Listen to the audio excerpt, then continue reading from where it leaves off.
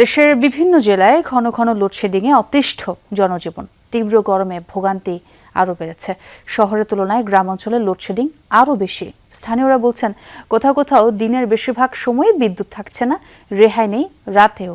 এতে ক্ষোভ ছড়িয়েছে জনমনে। নিরবিচ্ছিন্ন বিদ্যুতের দাবিতে কোথাও কোথাও মানববন্ধন সহ বিক্ষোভও করছেন স্থানীয়রা। ঘন ঘন লোডশেডিংয়ের বিরূপ প্রভাব পড়েছে ব্যবসা বাণিজ্যেও।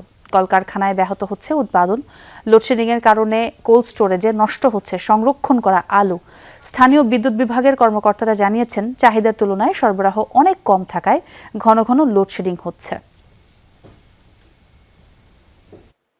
বাংলাদেশের যে পরিবেশ আসে গেছে বলতেন, তাতে আগামী দিন তো মানুষ তো বাঁচবেই না, কোনো মিল কারখানা, কোনো অফিস চলবে এই ধরনের আশা করা যায় না। রাতে তো ঘুমাইতেই পারি না।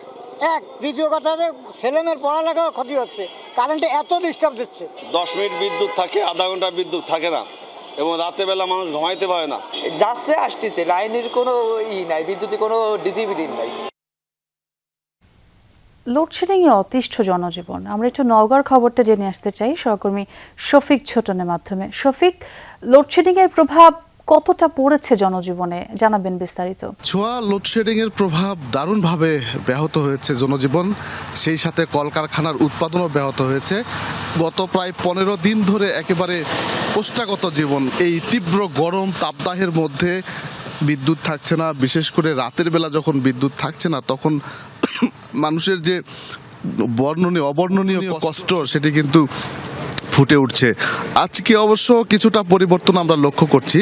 পল্লী বিদ্যুতের পক্ষ থেকে বলা হচ্ছে কিছুটা উন্নতি হয়েছে, অর্থাৎ গত কাল এবং তার আগের দিন যে চাহিদা ছিল সেই চাহিদার বিপরীতে তারা অর্ধেকেরও কম বিদ্যুৎ পেয়েছে জাতীয় গ্রিড থেকে। কিন্তু আজকে কিছুটা বেড়েছে, তবে সন্ধ্যা নাগাদ বোঝা যাবে যে আসলে সেই উন্নতিটা আসলে ঠিকঠাক মতো তারা বলতে পারছেন কিনা এটি এর। কেননা গত রাতে যেটি পাওয়া গেছে সেটিও কিন্তু খুব কম।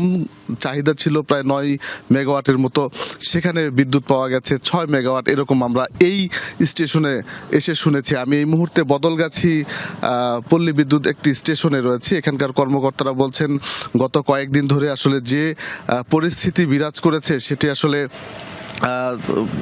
চরম ভোগান্তি। যারা ভোক্তা আছেন বা যারা গ্রাহক আছেন তারা অভিযোগ করছেন প্রতিনিয়ত তাদেরকে আসলে চাহিদা মতো বিদ্যুৎ সরবরাহ করা যাচ্ছে না। এটি নিয়ে আসলে যদিও ভোক্তা পর্যায়ে দারুণ ক্ষোভ তৈরি হয়েছে, এবং গত পরশুদিন নওগাঁ শহরে একটি মানববন্ধন হয়েছে। এরপরে বিভিন্ন সাব স্টেশন এবং বিদ্যুৎ কেন্দ্রগুলোতে বাড়তি নজরদারি, বাড়তি নিরাপত্তা ব্যবস্থা গড়ে তোলা হয়েছে। কেননা ভোক্তা এবং গ্রাহকরা ক্ষুব্ধ হয়েছেন, যে কোনো সময় অপ্রীতিকর ঘটনা ঘটতে পারে, সেই আশঙ্কায় এই বিদ্যুৎ কেন্দ্রগুলোতে বাড়তি সতর্কতা নেওয়া হয়েছিল। এবং ভোগান্তি চরমে, সেটি জানাচ্ছিলেন আপনি শফিক। অনেক ধন্যবাদ আপনাকে।